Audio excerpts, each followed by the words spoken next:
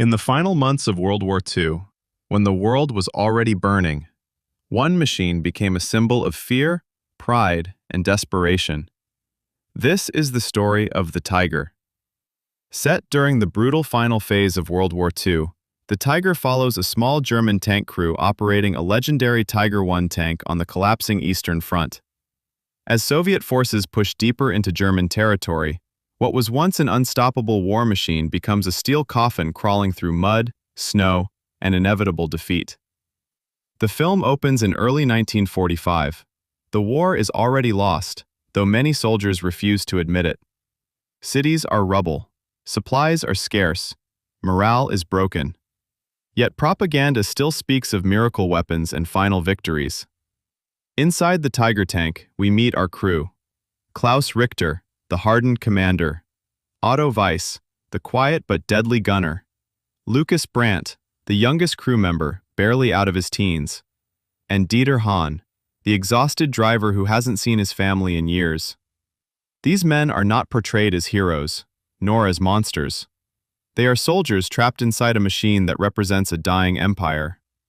The Tiger tank itself feels like a character. Massive, heavy, nearly indestructible from the front, but painfully slow.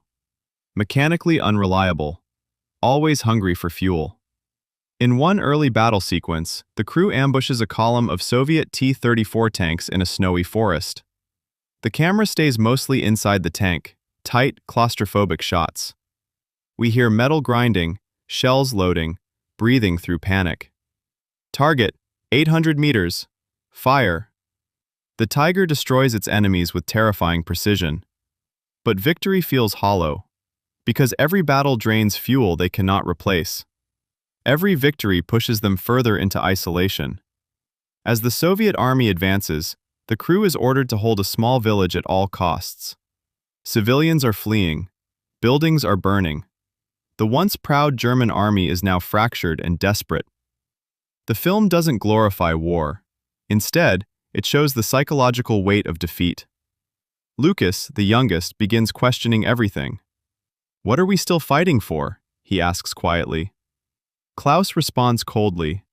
"We fight because we are ordered to." But even Klaus knows the truth. The war is over. They are simply delaying the inevitable. Midway through the film, mechanical failure becomes a major threat. The Tiger's transmission begins failing. Spare parts are impossible to find. The crew must decide whether to abandon their tank or risk staying with it. For them, abandoning the Tiger feels like abandoning their identity. In one of the most intense scenes, Soviet infantry surrounds the disabled tank at night. Visibility is near zero. Snow falls silently. The crew must repair the tank under fire. No dramatic music, just breathing. Metal tools clanking. Distant artillery rumbling like thunder. The film masterfully captures the sound design. Every shell impact shakes the screen. Every silence feels heavier than explosions. Unlike many war films, the Tiger focuses more on survival than victory. Food becomes scarce. Ammunition runs low. Trust between the crew begins to crack. Otto blames Klaus for reckless decisions. Lucas secretly considers desertion. Dieter fears they will die inside the tank like so many others. The Tiger, once a symbol of superiority, becomes a prison. As Soviet forces close in for the final assault, the crew receives one last order. Hold the crossroads until reinforcements arrive. But there are no reinforcements. The final battle is brutal and chaotic. Soviet artillery pounds their position. Infantry swarm through smoke and debris. The Tiger fires until its last shell. Inside the tank, heat rises. Smoke fills the compartment. Metal screams under pressure. Klaus finally understands the truth. There is no glory left. No victory. Only survival. In the emotional climax, the crew faces an impossible choice. Stay and die with the tank, or abandon it and attempt escape on foot.